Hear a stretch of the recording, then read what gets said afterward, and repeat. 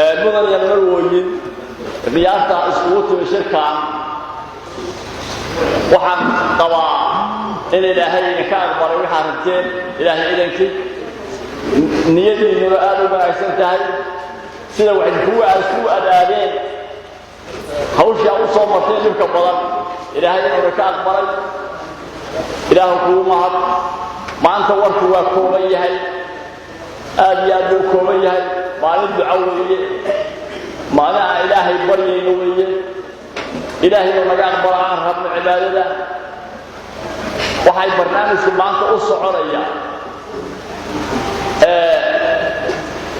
والدعاء سنينا وانا اسعفنينا بيشا هبرديش وحي ما انت الديار تهي ما عرفة يوم عرفة ومالين أولا يوم ظنها وحي الديار تهي إني ما انت اسعفسه إني اسعفسه ومالها كلا اسعفسه إلهي وطوبة كنتو أيها بيشا هبرديش وفود لك تشوف الشركة إيمان الديار سيدا الدرادة وحي سوى شيء الدورة شن مضارع وغاس سلطان وحي سوى شيء الدورة وكوة كيلة بيلها أيك سوى شيء الدورة عفسك انت كرنا أيك وكيل كيجي أيك وكيل كأ مركي عفسك يا إله بلغة وأنتو عيسنو ودعاء إلهي آدم ورنو إنو نقاء أبور عيالنا إنو نقاء أبور من نمضة إنو نقاء أبور هرمركي وحقان ربنو انت أمركا سباينو ما أنت هالكاس أيام كون هريدا على أسئلة الله بلغ أسئلة إسعافينتا سأكون هريدا برنامج كأي ما أنت وأرمغ ليسا وحال صوصا وريتد وحويني من إسعافينه من نباها بالقدرنا الأولى وارو ليش عاير مركان كهلا ودنيه لي هاي هبر قدرين ليش عاير وين العشير أي ربطه أي كلقتا وحي هو لقتا هبر قدر وحبي كلقتا لولاي كلقتا يسوها يستا ديغا يسوها يستا لقنا يسوها يستا دي يسوها يستا waxa la iska cafiyay oo anigu marka quradkii ahay aan soo jeedinayo dhiigii iyo dhaqankii aan kala haynay ma aha waxaan soo cafinay midnimadii iyo qaranimadii inaan u gudubno waxaan anagu isku leenahay ragii noo kala guri jiray oo uushahay oo noo kala biro qolo walbaana ay u dhiga fududaan xaq waxa la rabaa in sumad loo yeelo meel gaar ah lagu xuso la og yahay sidaas ayaan ula jeedaa maanta qaar suma haysano oo diya ku xisaabtami mayno dhaqanna ku xisaabtami mayno dhulna ku xisaabtami mayno qaranimo u soconaa laakiin wixii aan la xusin inay dadka hagoog ka galaana laga yaabaa walaalayaal soo dhawaada qolo walba isim walba oday walba curad walba sultaan walba jana walba dadka meesha fadhiyana qolo walba huwa waxa ayadu ay tahay ayaan ku salaamaya kuna soo dhaweynaya kuna cafinaya maalin weyn intii ilaahay abuurana ay tahay maanta ugu weyn ugu khayr badan ilaahay waxaan ka baryaynaa inuu arrimaha iyaga islaaxiyo saan u jecelnahay ilaahay raalli ka noogu dhameeyo walaalayaal inaan hore u galaan rabaa waxaan rabaa dhammaantaya inta halkaan fadhida iyo inta mikrofoonka ee maqlaysaba inaan ilaahay u toobad keeno 3 jeer aan iraahdo astaghfirullah astaghfirullah astaghfirullah wadaan iraahdo haye astaghfirullah astaghfirullah astaghfirullah atuubu qodobka labaad anigoo ku hadlaya ay soo dirsadeen beesha duduble xibnii halkan ka joogay waxaan cadaynaynaa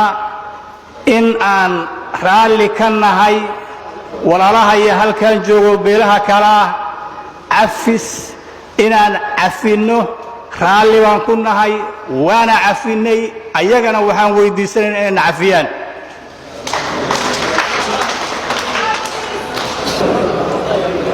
walaalayaal waxaan halkan la ii soo istaajiyey una soo istaagay inaan ku hadlo magaca beesha sacad ee xibinta ka ah beesha habargidir waxaan wakiil oga ahay oo ii soo wakiisheen marka laga reebo xuquuqda gaarka ah oo qof leeyahay ama dhul ama dhiig ama maal ah marka laga reebo oo qofkii asagu uu yaqiinay uu maaragtay u dooranayo iscafin iyo midnimo iyo wada jir iyo wada shaqayn habargidir ayaa la ii soo dhiibay beesha sacad waxay cafisay habargidir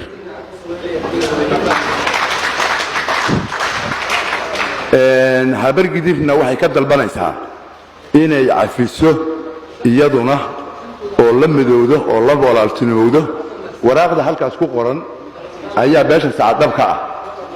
oo u soo istaagto halkan u timi maalinta khayrka badan ilaahaygiina waafajiyeyna waa u mahad celinaynaa alyawmu yawmu alcarafa mar haddii yawmu alcarafa ay tahayna cafiska ugu ballaaran ayaa ilaahay ummaddiisa u fidiyaa maalintan oo kale sidaas daraaddeed anigoo ah suldaan cali suldaan axmed nuur ku hadlaya magaca beesha reer xaaji saleebaan waxaan rabaa wakiil halkaanna uga ahay hadalkooda waxaan leeyahay ka beel ahaan wax allaala wixii aan tirsanaynay oo ummadda soomaaliyeed ka sokow beeshaan habargidiroo halka maanta fadhisa aan ka tirsanaynay waxaan leenahay annaga xaggeenna waxay ka yihiin cafis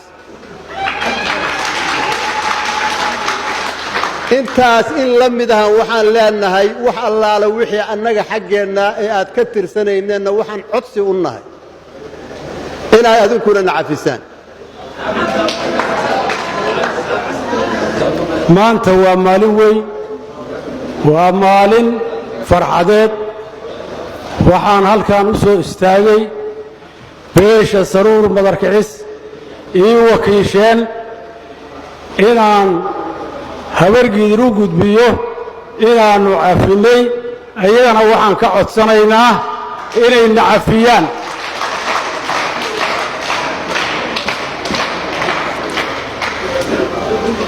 intaas markaan ka gudbo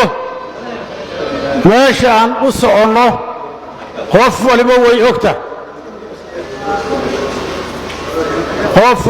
ogta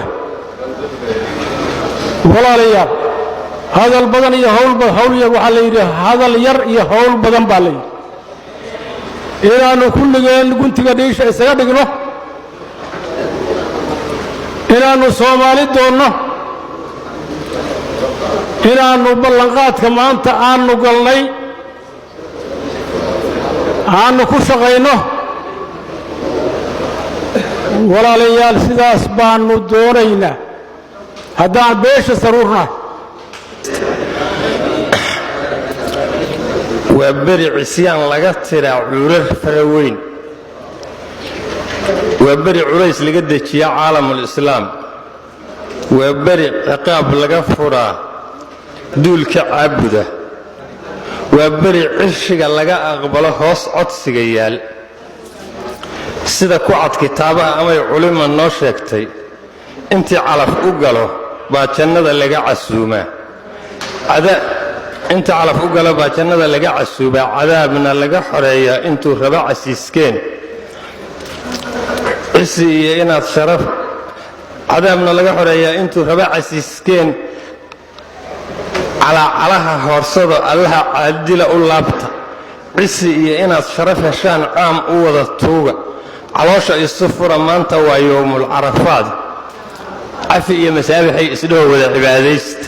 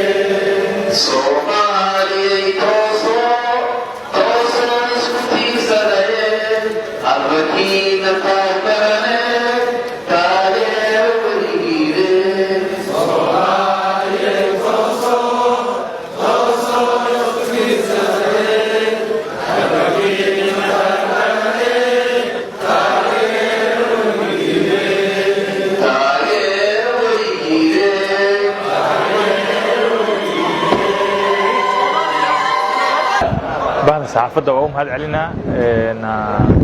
waxaan runtii aad ugu faraxsanahay inaan maanta goobjoog ka ahaado shirka nabadda ee Hobyo oo maxaa lahaay maanta ajendiisu ahaa iscafisi runtii bahda halkan ku shirsanna ay maxaa lahaay muhiim u tahay inay isla fahmaan maxaa dhowr iyo 20 sano iyo 30 sano dalku burburka ahay naga halaabay maxaase aan u baahannahay hadda inaan ku tallaabsano runtii midnimadu ummadda dhan ay anfacaysaa waa arrin bilow u ah horumar Soomaaliya oo dhan ay gaarto iscafiskuna runtii maanta xilliga uu ku soo aaday waa maalinta Yawmul Arafa oo ah maalin runtii islaamka oo dhan qiimo weyn ugu fadhisa Yawmul Arafa waxaan rabaa marka inaan arintaas bogaadiyo dal iyo dibadba bahda Hobyo ku shirsano inay arintaasi ay ka dhabeeyaan oo cafiska iyo midnimada loo gudbaba ay noqoto mid wax badan ka bedesha hab dhaqankii iyo noloshii qaabku ahay ee bulshada ana ku hadlayo magacayga iyo magaca gabdhaha beesha Habargadir waxaan hambalyo u soo jeedinayaa dhammaan guddiga farsamada ee ka soo shaqeeya hawshan si maaragtay loo mideeyo wadajirka iyo caloosha beelaha Habargadir waxa farxad weyn ah maanta inay ahayd maalin la taagan yahay ciidda Carafaad oo ay beelaha Habargadirna si calool furnaana ay ugu soo cafiyeen midnimadoodana uga shaqeeyaan waxaan baa ku direynaa dhammaan beelaha inta naga maqan oo kala jira geeska Afrika oo dhan oo ku saabsan beesha Habargadir